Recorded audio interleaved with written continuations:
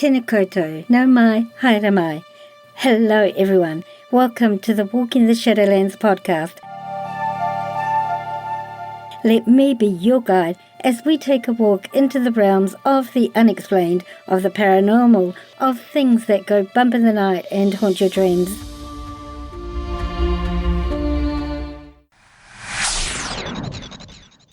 Your hosts? I'm Marianne. Thanks so much for joining me today, tonight, whatever time it is, wherever you're living in this beautiful world of ours. Sit back, relax.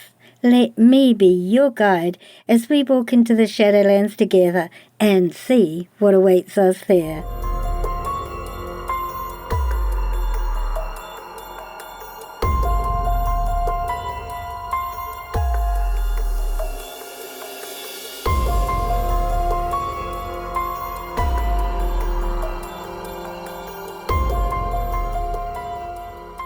Hi everyone, welcome back.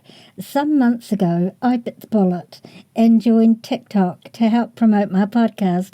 And I have to say that for me, this has been the best social media platform in terms of reaching potential listeners with my episode promotions. My kids think it's hilarious that someone my age is on TikTok and moreover enjoying it. My son in particular, because he teaches high school here in New Zealand and all the kids in his classes use that app. I really enjoy TikTok, so if you use that app and don't follow me there, then look for walking_the_Shadowlands and like and follow. If you came from TikTok because you started following me there, a special welcome to you and all my new listeners. So during my time on TikTok, this woman by the name of WitchMama came across my For You page, which is like the main feed you see when you scroll. She was sharing 1-minute snippets of experiences she had as an Appalachian witch. She immediately caught my attention for several reasons. One, that the stories were absolutely interesting, and two, because she identifies as Appalachian. Now, for many years, I've heard stories about people who live in the Appalachian Mountains in the USA. When I lived in the States for a number of years, I heard more about them and their ways. Mostly, though, what I was told seemed to be particularly negative. However, I did some research for myself, not relying on hearsay, because I've been fascinated by their lifestyle for many years, intrigued with their history and how they live today. I recognise that any documentary I've ever seen about this region mostly has dealt on the poverty that many in the mountains live in, and of course, along with extreme poverty, all the things that go together with that in terms of negativity. What they don't generally show, at least the ones I've seen, is the sense of community, families that work together and love each other. Also, something that I have not seen in the documentaries that I've seen so far is the history of the Granny Witch, or the local healers. This is an area of particular interest to me, especially since I worked in healing for most of my working life as a nurse in our public hospital systems here in New Zealand. I'm also extremely interested in what traditions and beliefs they hold, also the lore and spiritual beliefs of Appalachian people in general. I love learning about new cultures. It intrigues me immensely. So, I was really pleased to come across WitchMama. I read most of her posts and decided that I would really love to talk with her and get some first-hand knowledge of someone from the region. I felt also that she would be really interesting for you all as well, especially some of her family experiences. I asked WitchMama if she wanted me to use her name or just the handle she goes by, so WitchMama she is. Therefore, the question as always is, are you willing to walk with me into this part of the Shadowlands and see what awaits us there? Then let's begin.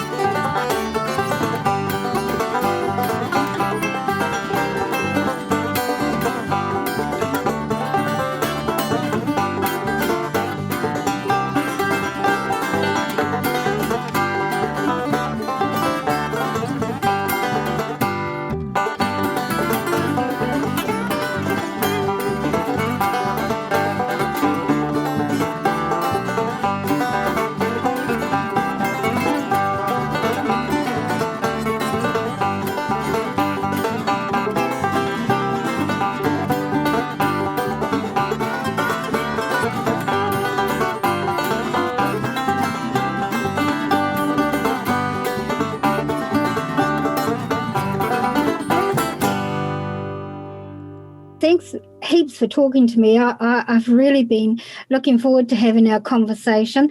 I'm really interested in hearing your views and hearing about your background. And I've never actually on my show had a do you call yourself Wiccan or just a witch, or do you have any? I am not a Wiccan any longer. I do still subscribe to some of their practices, but no, I'm just a witch. You're just a witch. Yeah, cool. Just a witch. There's a big difference, isn't there? Wiccan's really following a religion, whereas being a witch is the practice of, in my opinion. I've never had a practicing witch on my show, so I think this will be really, really interesting for my listeners, because my podcast is all about, the paranormal, the unexplained, mysteries, and the practice of witchcraft is all about nature and energies and tapping into energies and intent. It's all about it. It is. Most of the time, now witchcraft is a very broad term. It does encompass several different practices. Right. So some of it is nature-based. Some of it can be fae-based. Some of it can be deity-based. It's really just having to do with the practitioner. Right. And there's no right or wrong way to practice, is there?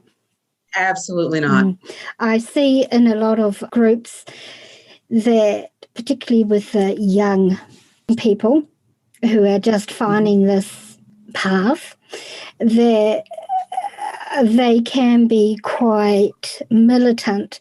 You have to do things like this, you have to do things like that, and that's not what it's about, in my opinion. That's really not what it's about.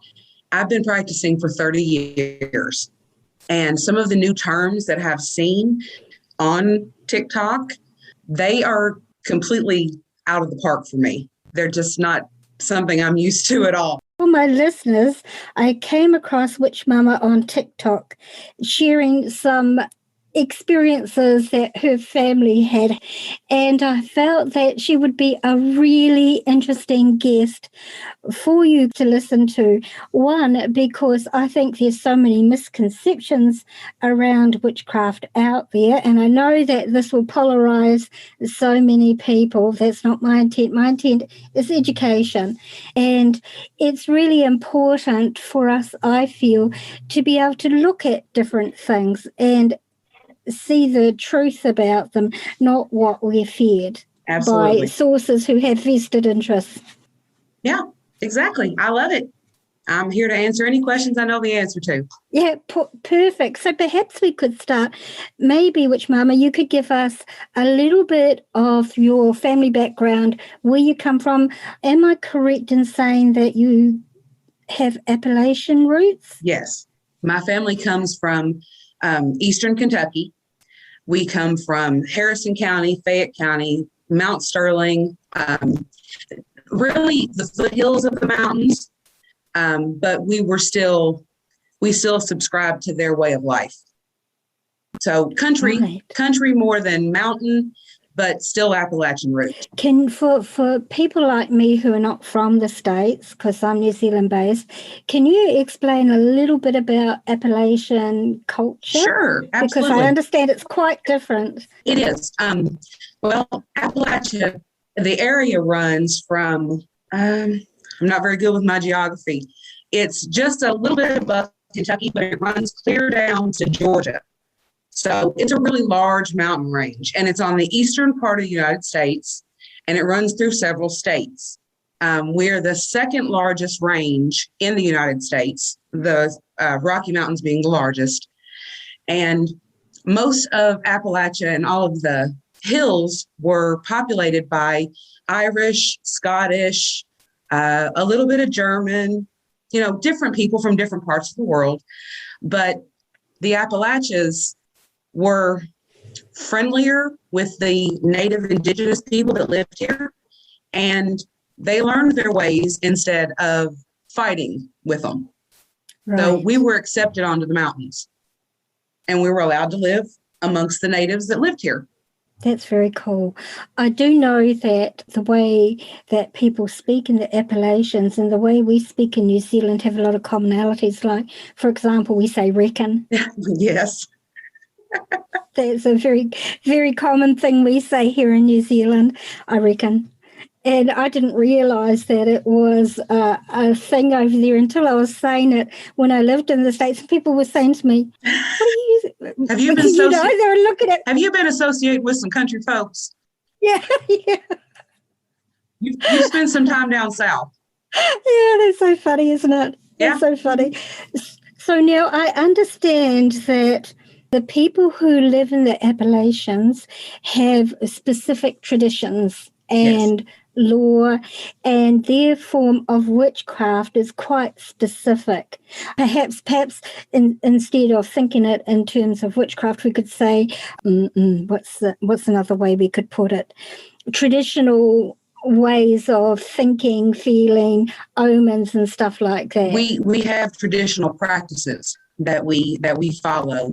Now, I'm not a proponent to say that I am an expert in Appalachian magic or folklore or anything of that nature. I just know what I've learned and what I've been taught. But to us, it's not really being taught magic. It's more just the way things are. It's just our normal everyday. Yes. So absolutely. Sorry, I should have said that, because it's not a stand aside. It's just part and parcel of your day-to-day life. Right. We follow the seasons, because when it comes to Appalachia, most of the time it's poverty stricken, because up in the mountains you don't have a lot of land in which to grow things, so you're not really a farmer. Most of the time, the only job that you can find in this area is going to be coal mining or something along those lines, because they dig into the mountain to find the coal. And so the people that lived around the mountain ended up being coal miners. So it's a really, really hard life. And being that we chose to live there and chose that hardship, it put us apart from city folk and caused the community to be stronger. There are certain things that happen in Appalachian areas that never would happen in, regular, I guess, civilized society. Right. It's not that they're so much different than everyone else. It's just that their community is a lot tighter. Right, absolutely. And they've had to be over the time that they've been in the States, because it was a matter of survival, wasn't it? Oh, absolutely. Absolutely.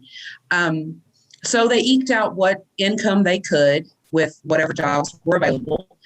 Some of them would actually go into farming areas to work, to do tobacco or whatever happened to be the job at the time, and then bring that back home.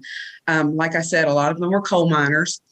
So being that we were up on the mountain, what area that we did have in which to farm, we learned how to can, and we learned how to preserve, and we learned how to live off the land and give thanks to the mountain, because if it wasn't for the mountain, we would have no life at all. So that's the way that we see the mountains and their part in our lives. So would it be fair to say that you guys live in close harmony with nature? Absolutely. Absolutely. We know that we know that everything goes in cycle. The seasons go in cycle. The nature goes in cycle, and we have learned to fit into that cycle. And with that, we prosper where most others would fail. Right. That's really interesting. And because you guys live so closely with nature, do you have more to do with the fae than the average people would? Well, it really depends on where your people come from.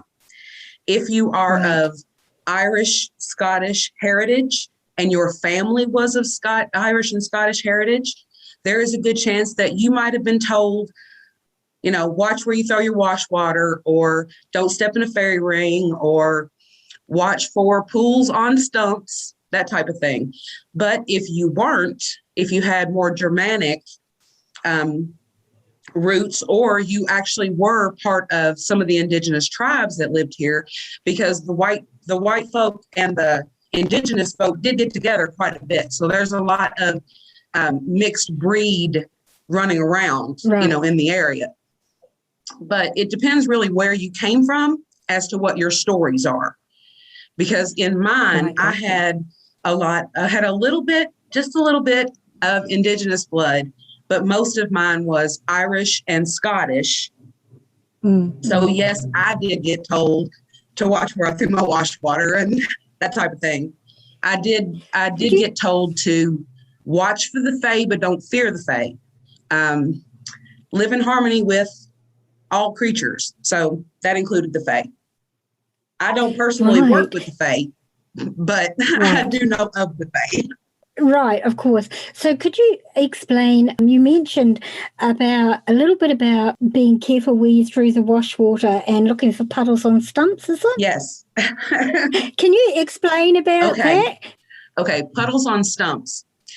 That is water that has never touched the ground. So that is what the indigenous tribes called air water.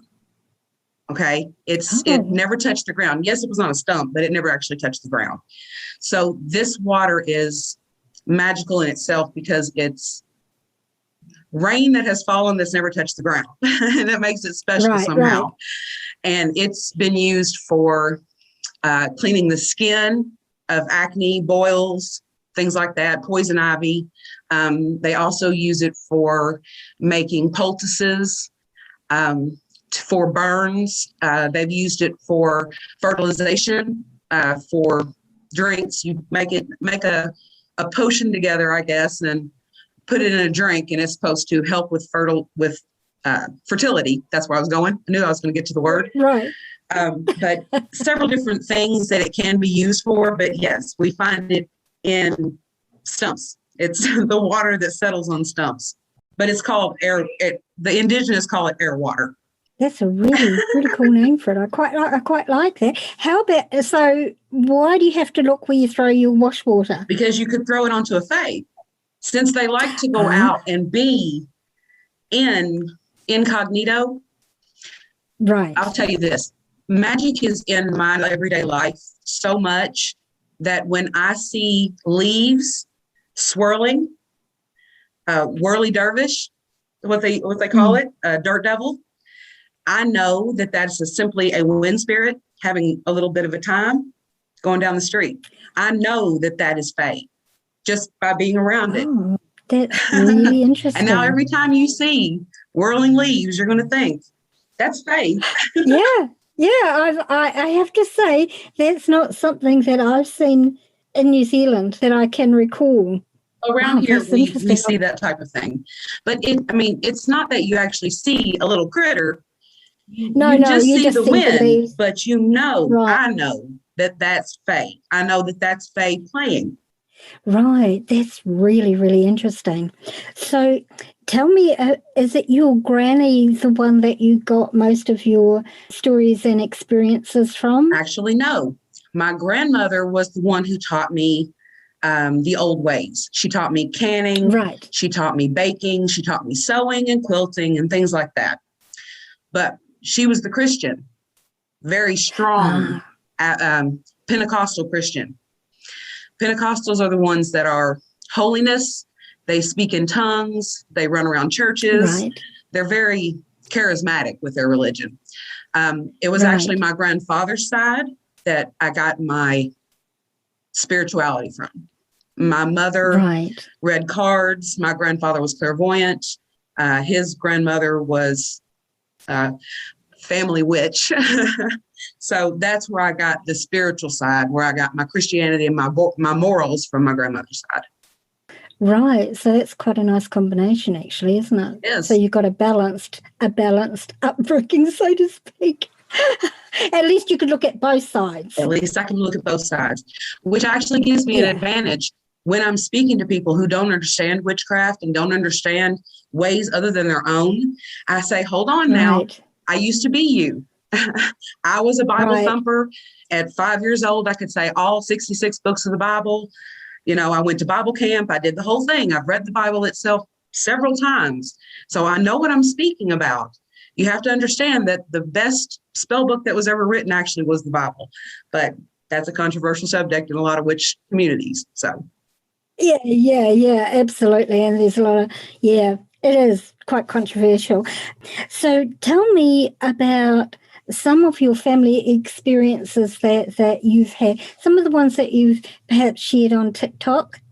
Okay, well, being that all of our communities are all so close-knit, we have a lot of time to sit around and share stories. And in my family, sharing stories was a way to entertain kids when there was no other entertainment. If you were all locked in together and you had no other way of killing time, everyone would sit around and tell stories. So I started telling stories on TikTok about spooky things that had happened in my family. Being that my mother read cards, at one time she was approached by what I would consider a recruiter for the dark side. Interesting. Our belief system, being that we do come from Christianity as well, we do believe in good and evil. We do believe in the final battle, the Armageddon that's going to happen. So in that, there are going to need to be souls to fight this battle. So there are good and evil recruiting regular souls to be in this battle. We do believe that my mother was approached by one of these because she had an incident. I'll tell the story. She had an incident where this woman came to the house, very dark, olive-skinned woman, long dark hair, beautiful. And she said she wanted her cards read. Mom said, that's fine. She said, I'd like them read by candlelight. Mom said, I can do that too. So she gets everything set up and she asked the lady, she says, is there anything you'd like to know? The woman said, well, I'll tell you what, if you can tell me my future, I'll give you the world. Mom kind of scoffed a little and she said, okay. So she went to laying her cards out. Now, the way that my mother gets her reading is that she hears a story as she looks at the symbols and it tells her what it's trying to say. So she can hear a little story when she reads it out. And the only thing that she said she heard when she saw this lay, and it laid ace to 2 in spades, she reads regular playing cards. And she heard, stop the card reading, you're reading for a demon. And it shocked my mom. So she scooped her cards up and she laid them down. She said, I have nothing to say to you. And the woman just kind of smiled at her. And she said, we almost had you. And she got up and she left. There was nothing else said. Mom didn't say anything else to her. She got up and she left. We never heard from her again. We don't know who sent her to the house, nothing. And she said, I'm sure. But when I came into the house from outside and she told all this to me, she was crying and she was praying. So it scared her pretty good. Yeah. I got goosebumps. Actually, it was that story that caught my attention when you came up on my feed. And I thought, wow, that's a really interesting story. Really, really interesting. Did you, when you walked in, after when your mum was upset, did you feel, what were the energies like in the room? It's good that you point that out. One of the abilities that I have always been blessed with is that I have the sense that I can sense, specifically in homes and buildings. I have a clairsense. And when I came into Mom's, space after coming in, I was shocked. I said, what's going on? I immediately thought someone had passed away. That's how heavy the energy in the room was. And she said, it's okay. I just need to tell you what's happened. And my mother has always spoken to me as an adult since I was really, really small. She never, ever kept anything. There was never, she shouldn't know that she's too young. That was never a thing between me and my mother. So she just spilled it. She said, this lady came in here and this is what she did. And this is what I heard. And she just laid it out. And I'm like, do we need to pray? Do you want me to call Granny? And she's like, no, it's okay. It's okay. We're going to be fine.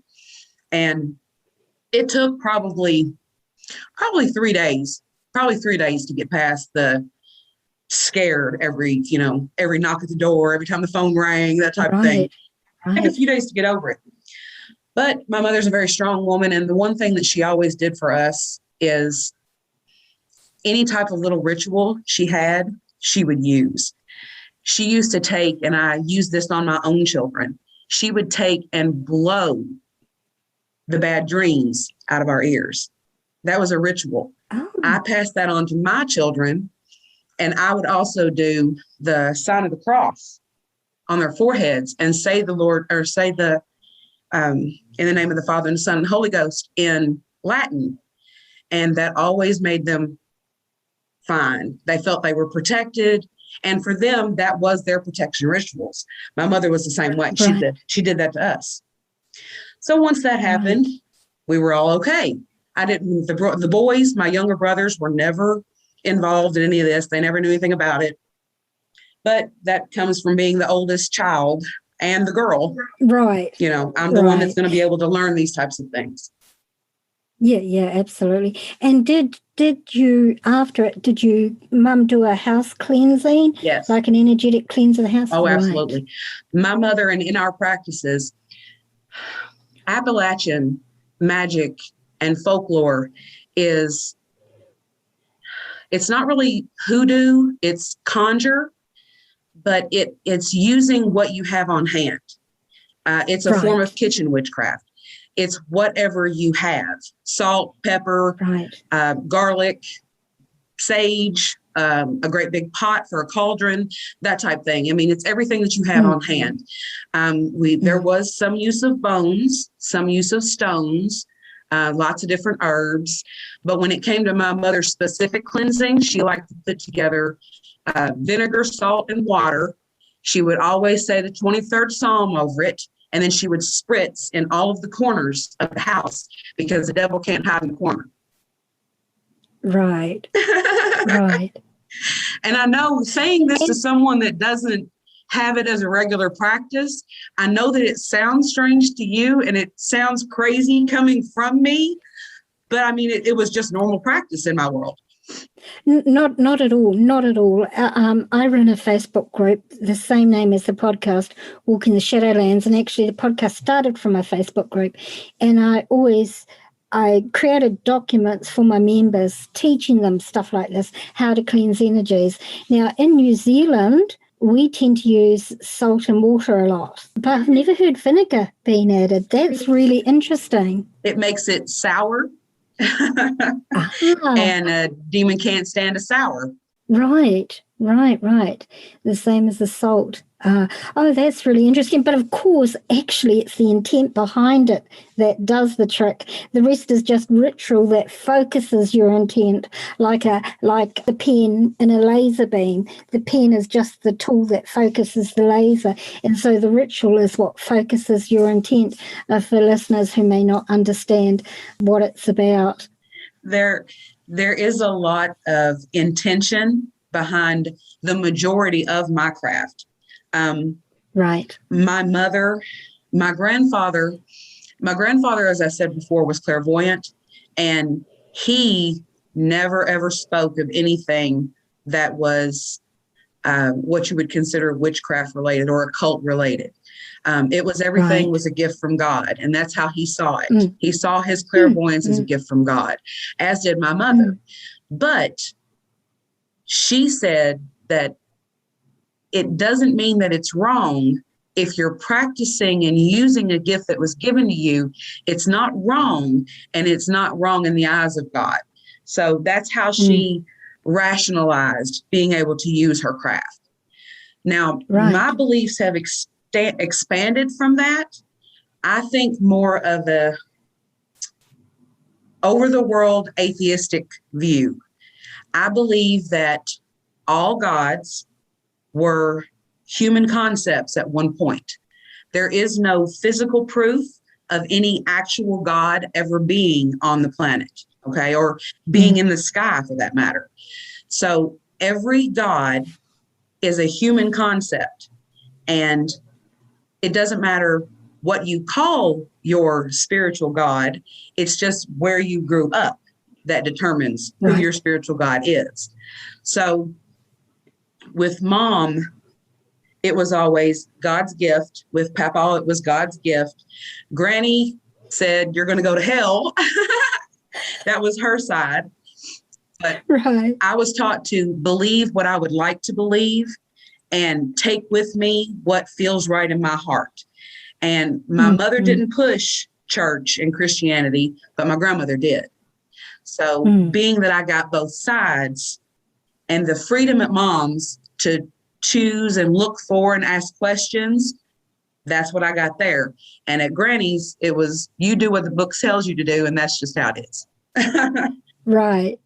I've always taught my children pretty much the same thing, that they're free to choose their own path, and it's not my role to tell them that they have to believe this or they have to believe that. Everybody has to find their own way.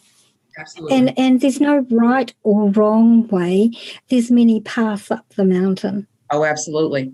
I don't believe that there is any one end all be all in any religion, and especially in witchcraft. In witchcraft, there are so many different paths because there are so many different types of witches. Myself, I'm an eclectic, and an eclectic means that I draw from several different paths, and anything that resonates with me, I keep, and everything else I leave behind. So that's why I know so much about so many different areas, because I have picked and chosen out of those different areas. Now, there are some that are just as devout and just as zealot in their practice as any Christian, any Catholic, any Jew. I mean, they're just as zealot in their practice, and this is how it is. No, I'm all right. You can have those. Yeah, right, absolutely. And it's in that instance, it simply becomes another religion, doesn't it? It does. More than a practice. And witchcraft is about the craft. It's a craft. It's a learning. It's a tool. It's not meant to be a religion. Never meant to be a religion. Exactly. And from my understanding, witchcraft dates back from Lemurian times. That's when it was first started, the Lemurians. And a lot of people don't believe or have never heard of the Lemurian culture, which was a culture that existed before Atlantis. And a lot of people don't believe Atlantis existed either. But the Lemurians were a nature-based culture, and they lived in close harmony with nature, very much like Wiccans do, those who practice witchcraft do, and pagans. The belief in Atlantis, the ocean is extremely large. We have not even scratched the surface as to what the ocean holds. So until you show me otherwise, mermaids exist, Atlantis existed. Yes, I'm sorry, going on record right now. Sorry. Because there is no way for you to tell me otherwise. There's no way for you to get down there. So don't try me. But anything that is, I'm not sure if you saw my video about primitive man.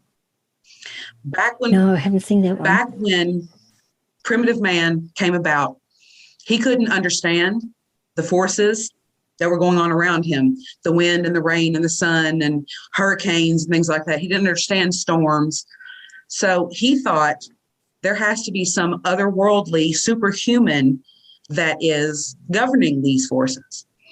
And that is how our connection with nature began. We were looking for what was causing this to happen.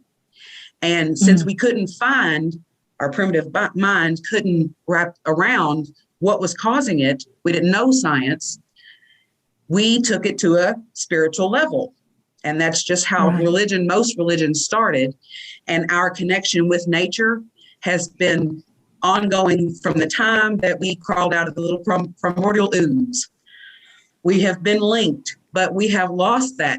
Technology has killed a lot of our nature interaction. I see it so much. Even just the generations that we have now. My generation played outside. You couldn't pay these children to go outside. You couldn't pay them. I mean, no. Yeah, we've definitely lost touch with nature, and the last generations that have come up. My children, your children probably are the last generation that did spend time outside. Didn't spend very much time outside. And strangely enough, I am just as guilty as the ones that I say, you're not letting your kids go outside or you're not making your kids go outside. I'm just as guilty. I didn't make mine go outside. Right. I think that my generation dropped the ball. That's all that it is. My generation kind of dropped the ball. But there's a few things behind that. I know, like in the States, there's safety issues.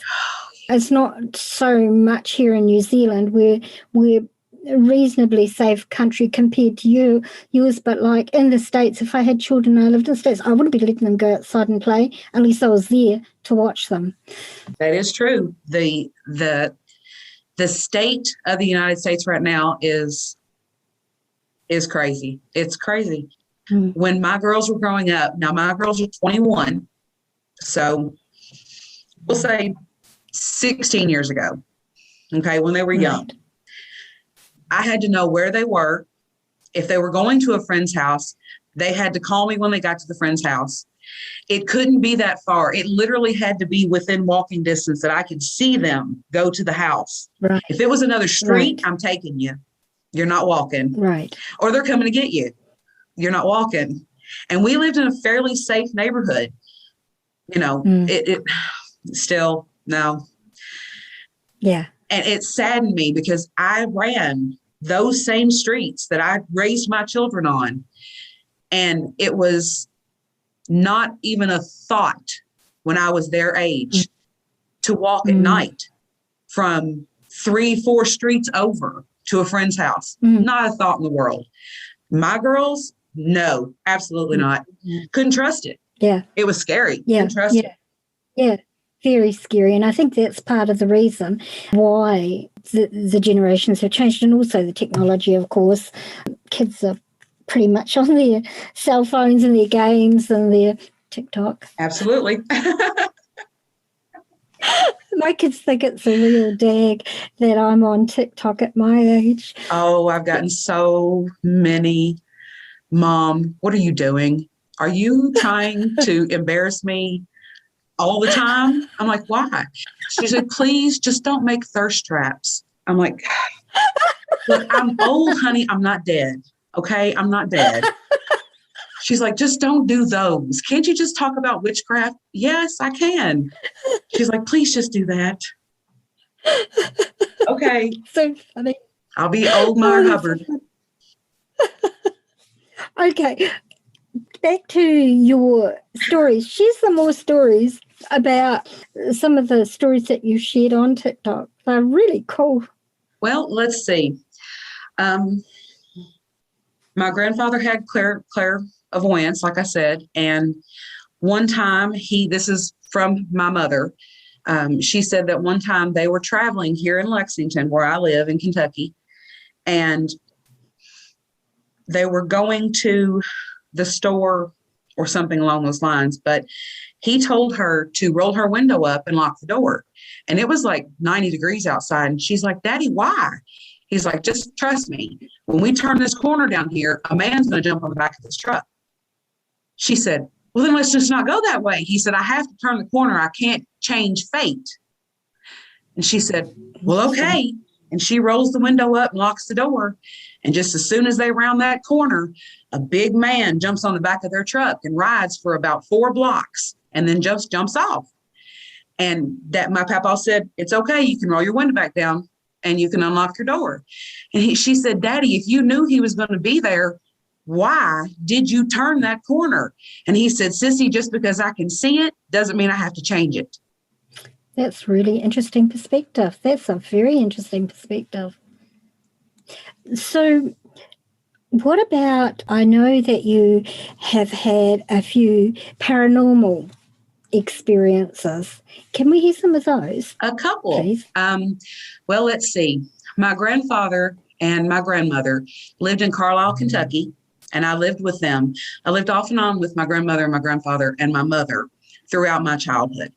So at about 7 or 8 years old, I was living with them in Kentucky, and we lived in a 2-story farmhouse.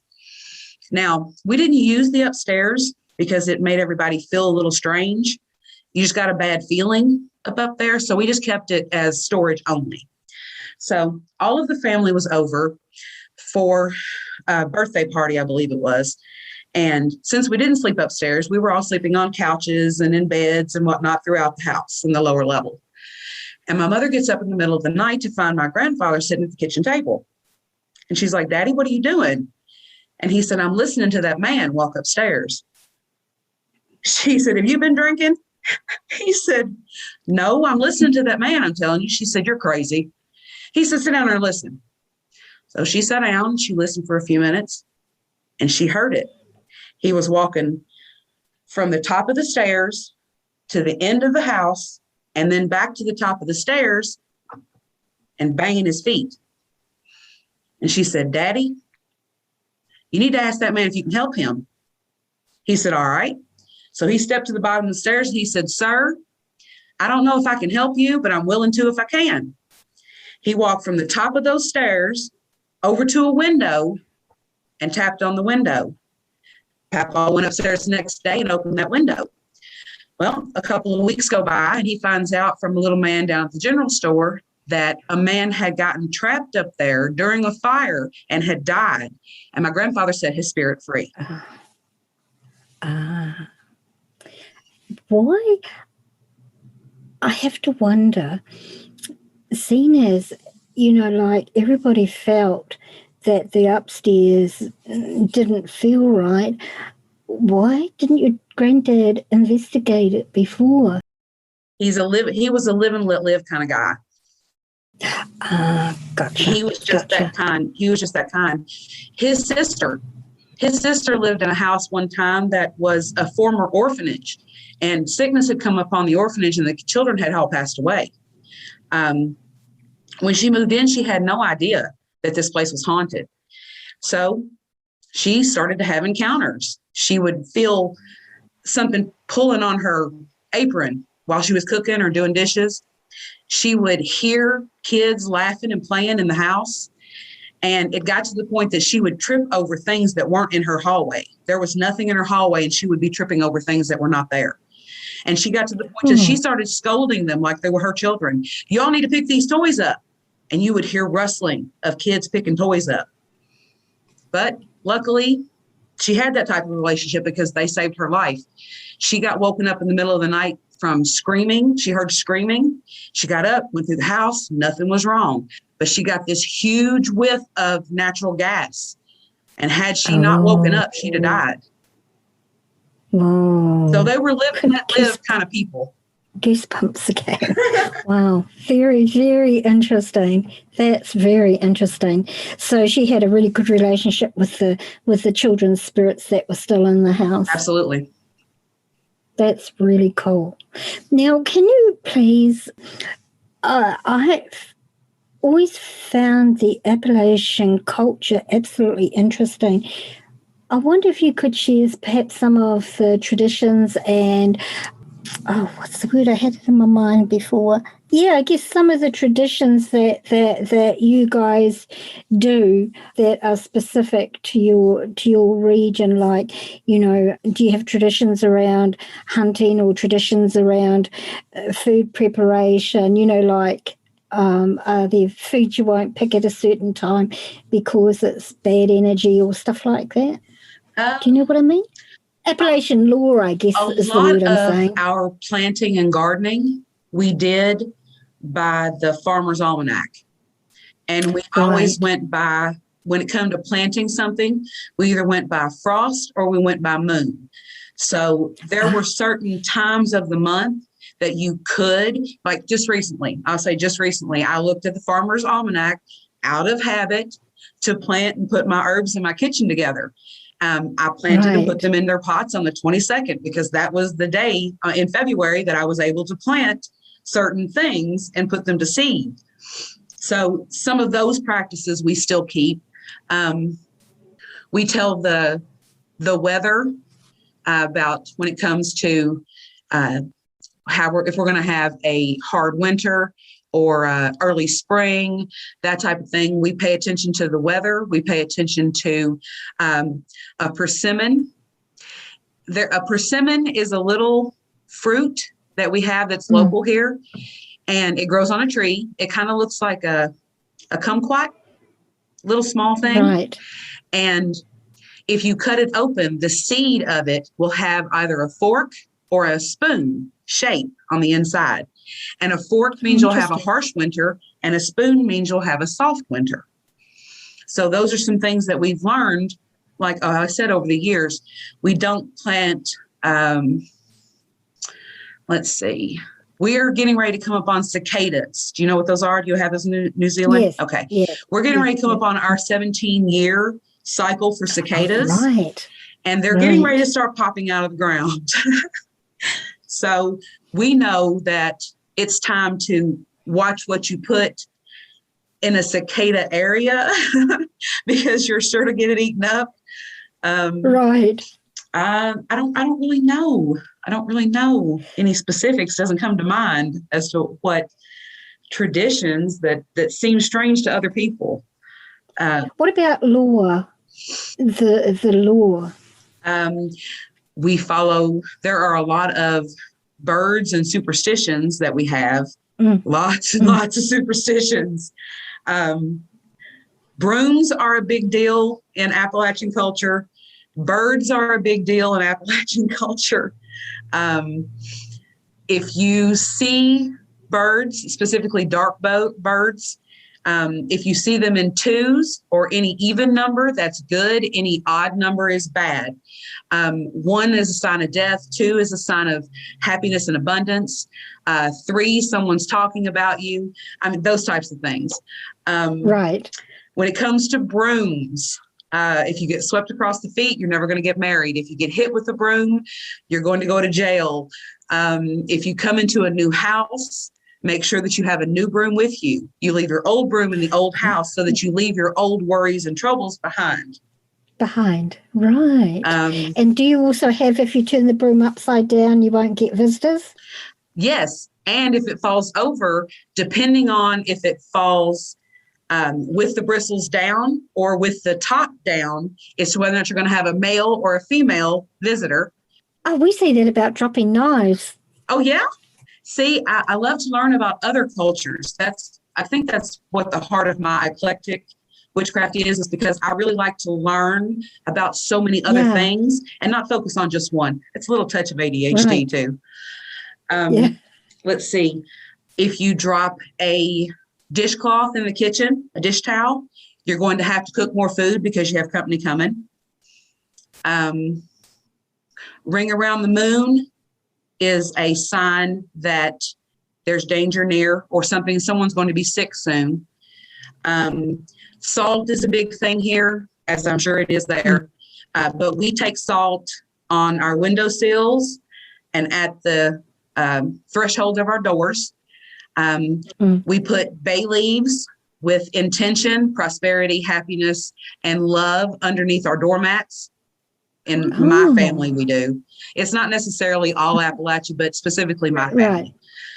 We have a lot of weird things, lots of weird things. No, they're really interesting. Well, to me, I find it fascinating because a lot of these so-called superstitions started because of observations of people. And a lot of them, I don't know how to explain them, but I find them really interesting. A lot of them have a basis in fact. Some don't, of course. Some are more energetic, but a lot of them have a basis in fact, like the planting by the moon, like the Maori here in New Zealand always planted by the moon. They plant the kumara by the moon. We, as far as some of our other superstitions, they're just as different region to region of Appalachia as they are across the United States. Because here, it's good luck for us because we're in Kentucky. We use horseshoes over our doors. And the horseshoe always has to be facing up to hold your good luck. To hold your luck. Now, in southern Appalachia, some of them put corn cobs above their doors because it will catch the good luck as it comes through in each of the little holes. So it's just as where you were raised. It's really about where you were raised. I was just going to say about the horseshoes here in New Zealand. Also, it's the same thing. well, not so much my generation, but in my mother's generation, horseshoes were a big thing, and they had to be up, otherwise the luck would run out if they were upside down. Right. Now, the birds, we were not allowed to have birds as pets when we were children because birds would carry your secrets. They spoke to their brothers out the windows and they would carry your secrets down the street. If you cleaned out your hairbrush, you had to make sure that you either burned it or put it in the toilet because the bird would carry it and give you a headache because they would use it for their nests. And the working of your hair will give you a headache. Right, of course, your energy is attached. Flying into the house causes death to the family. It's a harbinger of death. We have that in New Zealand as well. Yeah. See, some of these things, if you think about it, if so many different areas think and the same way, your people of New Zealand had no contact with the people over here in Appalachia, but you guys still think the same way we do. Something right there tells you might be right if two different cultures are thinking the same way.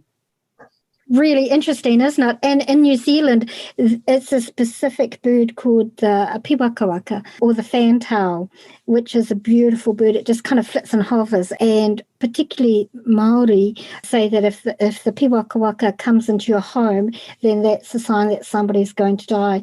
But if it comes in the same way and goes out the same way, it's not. Interesting, isn't it? That's the same here. It has to go out the same way it came in. Yeah. And that's really hard to catch birds and take them back out the same door.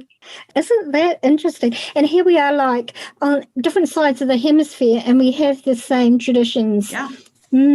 Like I said, if two separate cultures think the same way with having no contact with one another, regular contact with one another, to be able to say they grew up thinking the same way. They weren't neighbors. They were literally on other sides of the planet. But they thought the same way you thought. And there has to be some basis in that is outside of the human thought. Absolutely, I agree. Okay, so one last subject, the subject of myths and monsters. Well, around here, there are stories of all kinds of critters that will get you, okay? Now, I think of right off the top of my head, locally, there are paranormal spots that resonate right away for me to mention.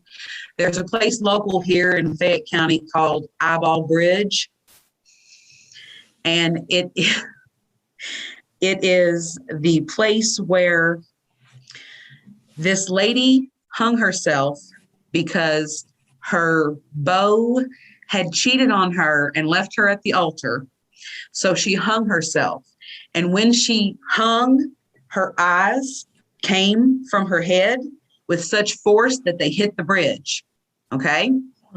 And if you go to this bridge in the middle of the night, you will see eyes sitting on this bridge staring at you. Okay? So the creepies and crawlies in our areas aren't necessarily cryptids so much as they are ghost stories. We have a lot of covered bridges here. So we always think of spirits that live in the bridges. If you hear it creak as you go across it, that's a spirit calling to you and you're not supposed to answer. But all bridges over here creak, so it's kind of hard. It's some things that aren't necessarily founded. I can't think of any cryptids or any monsters that we fear. I keep getting in my mind that you have a wolf creature. A wolf creature. Like the French have the loup-garou, like a werewolf type creature. Not that I am aware of. We have a wampus cat, but that's more southern than it is up where I am. A wampus cat, and we have deer people. We have deer people as well. The deer people actually is more of an indigenous history, but it's still stories that we tell. And then of course the Wendigo, but that's all mountainous areas. Oh, that's what you were talking about. The Wendigo. Yes. Yes, the Wendigo. He's the never satisfied, never satiated. His hunger is constant, and he can be actually created by hunger for anything, whether it be hunger for alcohol, hunger for romantic love, hunger for food, hunger for money. He can be created by any of those means. It's just if they let that craving take over, it gets to them and turns them crazy, I guess is the best way to say it. But that's what you're talking about, the Wendigo. Yeah, that's more of a native tradition, but since we're so close to them in our, tradition, then we adopt that, but not really adopt it, but we believe the same things they believe because we all were raised in the same area. Right. I have heard of that term before. So is that something that, and these beings are supposed to be cannibalistic, is that correct? Absolutely. Absolutely. Wampus cat is, that's normally a female. There are 3 different stories when it comes to the Wampus cat, and I actually got them as knowledge from another Appalachian witch on TikTok, strangely enough. She was the one who turned me on to the stories because I hadn't heard them. I had heard of a Wampus cat, but it wasn't something that we heard all the time. Maybe once or twice at a Bible gathering or something, they told scary stories, and one of them happens to be the Wampus cat. But I didn't know anything in depth about it until I heard her telling about it. And it was Appalachia, but it's Southern Appalachia, where we have things like, we do have the deer people here because deer are crazy. Everywhere. There's lots of deer here, lots and lots of deer. So when it comes to the deer people, firstly, you don't want to come in contact with them because they are cannibalistic. And to see one or find one, you would go into a clearing where you know deer to be and that they come to feed every single morning. And you find the one deer that doesn't quite look like a deer. And if it catches your scent, it will raise up, pop its kneecaps back, and charge at you like a full stag would. And it will eat you if it catches you. Oh, that's pretty scary. So you don't go deer hunting by yourself. Ever. Oh, wow. Oh, and it's really interesting. As you were saying that, I was getting this actually really vivid picture in my mind of this creature. Really interesting, quite lanky. It was the kneecaps popping back that did it for me.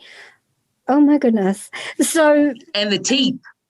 The reason that you know it's not a deer is because deer have herbivore teeth. These teeth are sharp. You'll see them. When you see that it's not a deer, you'll see that it has sharp teeth. Oh, that's really interesting. So how often have you personally ever heard of anybody having an experience with a deer person? I have not had any experience or had anyone that in my family that has had encounters with the deer people. We have heard the wailing woman. It's the bobcat, but when she screams like a woman in peril, a damsel in distress. Okay. But it's kind of like the Wampus cat story. She is a woman who was not supposed to see some of the native indigenous ritual. And when she came to see these rituals, she had skinned a bobcat and placed it over her so that they didn't see her as a woman. They saw her as a bobcat. And when she was found out, she was cursed to wear that skin for the rest of her days. And because of that, she's pretty upset with mankind and she will attack on sight. Oh, so that's the Wampus. That's the Wampus cat. Wampus cat. That's really interesting. That has shades of Skinwalker. It does. A lot of our stories, they may have different names, but a lot of them share the same traits.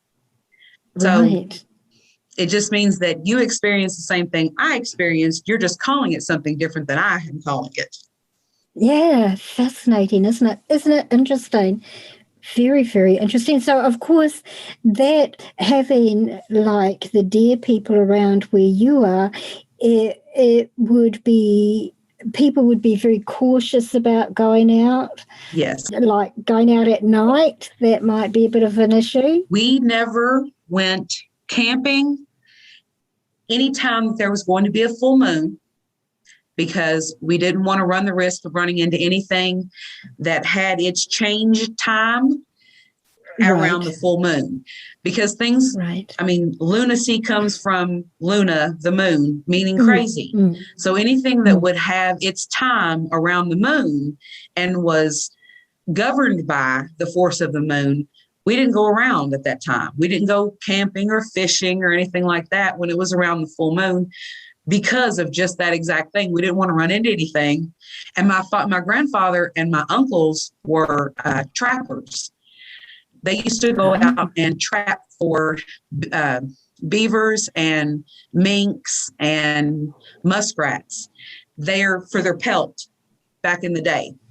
And they wouldn't go out at all to do any type of trapping around the full moon for fear of running into the critters that lived in the woods.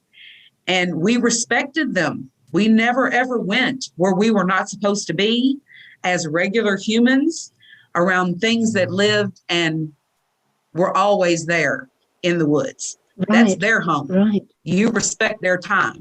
Oh, absolutely. And of course, I suppose another creature that you guys possibly have in your area is the Bigfoot. Yeah. Well, he's really everywhere, but there have been sightings. There have been people that have said they've seen him. I really don't think that it's so much a Bigfoot as it's just I don't really say a missing link, but I do believe that it is a unevolved human. I don't think that it's, or maybe he's an over-evolved human. I'm not sure exactly. I mean, it could be where we should have gone. You never know. Yeah. But there are schools of thoughts that they're interdimensional beings that can pop in and out of our dimension. Absolutely. I believe 100%. Because there is no proof to the contrary. If you can't prove that it isn't, then how are you going to tell me that it's not? Right. Really interesting. Look, WitchMama, I've really absolutely enjoyed this conversation with you, and I'm pretty sure that my listeners will find it fascinating as well. It's always wonderful to get a different cultural perspective on things. Well, I appreciate it. So enjoyed. I knew it was going to be a great conversation. I just knew it. As soon as I saw you, I thought, I just have to reach out to that lady and see if she'd come on. Nothing ventured, nothing gained, eh? I'm glad that you did. I mean, I really thought I have nothing to bring this lady. I'm just a little old nobody from Kentucky. I don't know. I don't know what she's looking for, but I'll be here. I'm for it. I'm here for it. But I don't know what I have for you. Oh, well, you had plenty. I was happy I could help.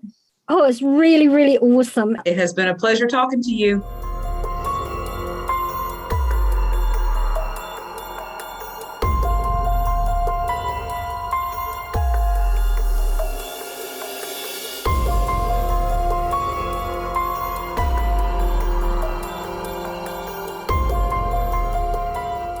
I hope that you have all enjoyed this conversation as much as I did. In fact, while speaking with WitchMama, what really surprised me was how much our cultures have in common, particularly being on the opposite sides of the planet. I found that incredibly interesting, especially the belief systems. Speaking of beliefs, I have found other people who talk about the beliefs and cryptids of the Appalachians and, in some cases, their experiences with them. So I've decided that next season I'm going to do an episode specifically on these creatures and what is taught about them. Hopefully I may be able to get some guests on to talk about them as well, so keep an eye out for that. And on the subjects of cryptids and legendary creatures, be sure and join us next episode when I talk with a delightful Navajo couple who live on the Navajo reservation and their experience with a skinwalker. This will make your skin crawl.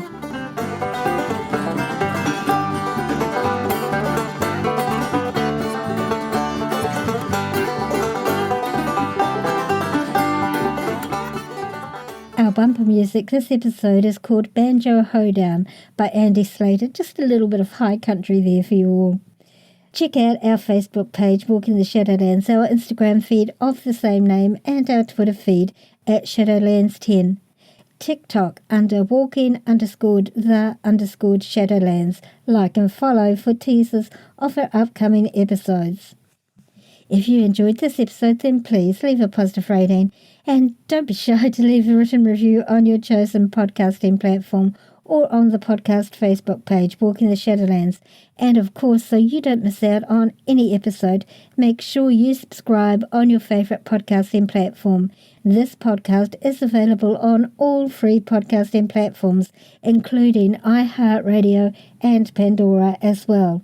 Also, if you have Alexa, simply say these 4 words, open Walking the Shadowlands, and Alexa will play our latest episode for you. If you don't have a smartphone, then you can listen to the episodes from the podcast website, www.walkingtheshadowlands.com. For those hearing impaired, there's a full written transcript of each episode on the website, so you don't miss out at all. Tell your friends, tell your family, tell your workmates about our show. Encourage them to listen and to subscribe also. The more, the merrier.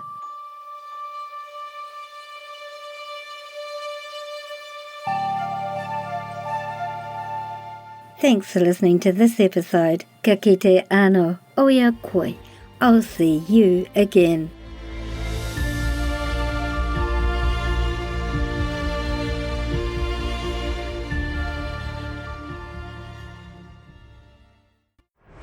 Thanks for listening.